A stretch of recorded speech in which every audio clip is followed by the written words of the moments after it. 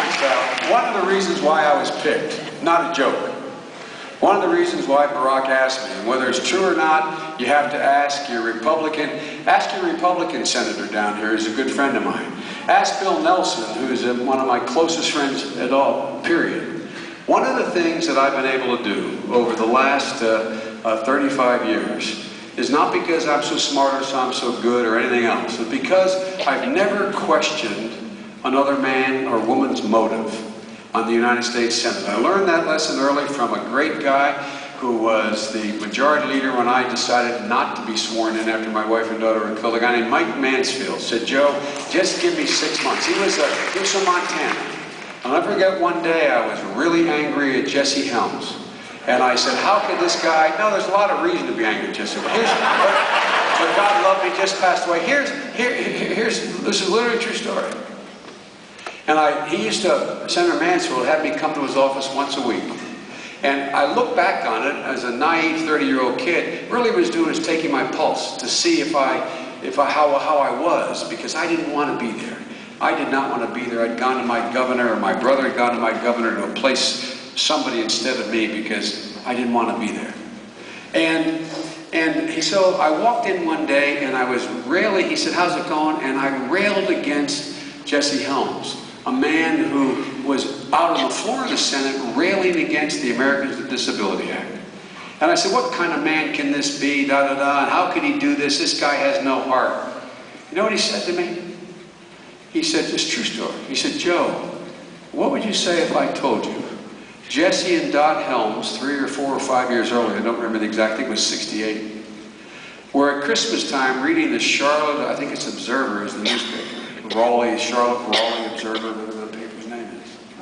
And he said they saw in the newspaper a picture of a young kid in braces in a wheelchair who said, "All I want for Christmas is to be adopted, have a family." He said, "What would you say if I told you Dot and Jesse Helms went down and adopted that child as their own?" I said, "I feel like a jerk, Mr. Mayor." "Really?" So I said. And he said, "Well, they did." And he said, "Joe, everybody gets sent to the United States Senate by their state because people see something in them that's worthwhile." He said, "If I can give you a piece of advice, Joe, it seems to me your job is to find out the part of the reason why they were sent, the good part, and not question their motive, question their judgment." The reason I tell you that story is I'm going to say something that, and even though it's in the political season, I doubt whether you'll find any Republican in the United States Senate, and there's only 4 people senior to me in the whole Senate now, who I've ever treated with a lack of respect and dignity, the 2 words. And one of the reasons why I've been able to be successful in my legislation, I actually have a genuine legislative record of accomplishment. I didn't do it on my own. You can get nothing done unless you can reach across the aisle. Nothing.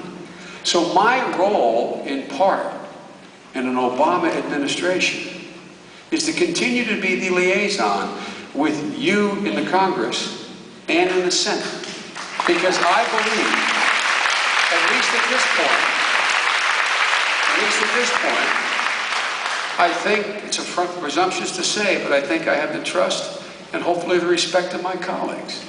And let me tell you one more thing, and the next answers will be shorter to get more in. Let me tell you one other thing. That's what I admired about Barack Obama. Barack Obama came to the United States Senate,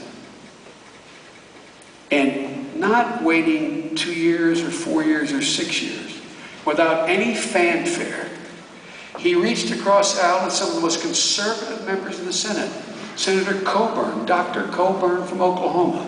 I know of no one more conservative. And he reached across the aisle and he said, "We need more open government."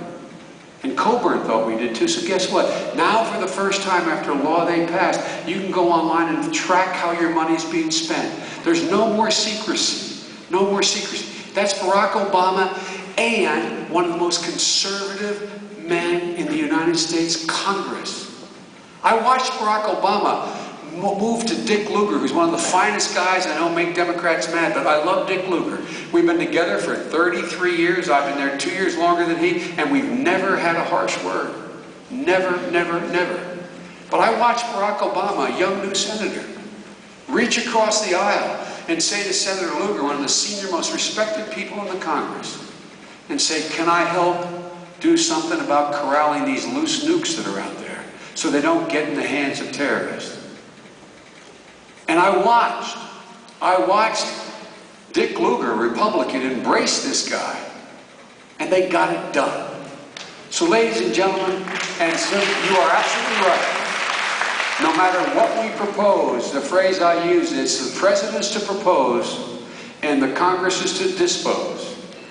Ladies and gentlemen, when you elect, and we will elect, a significant number of new Democratic senators in Congress, and here's what's going to happen.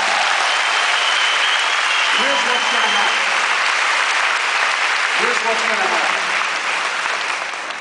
The moderate Republicans, and I'm not being facetious when I say this, the few that are left, and it's not a joke, I mean it's sad. One of the great Republican moderates in the Congress is my colleague, a Republican and really close friend, Mike Castle, from the state of Delaware.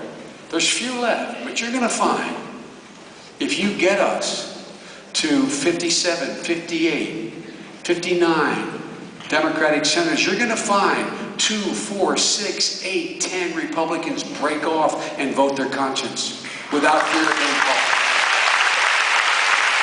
That's a long answer, but what you stated was a profound question. That's how I think we're going to be able to deliver on the promises we made. Now we'll do yes, no from here on out. Okay, let's go down.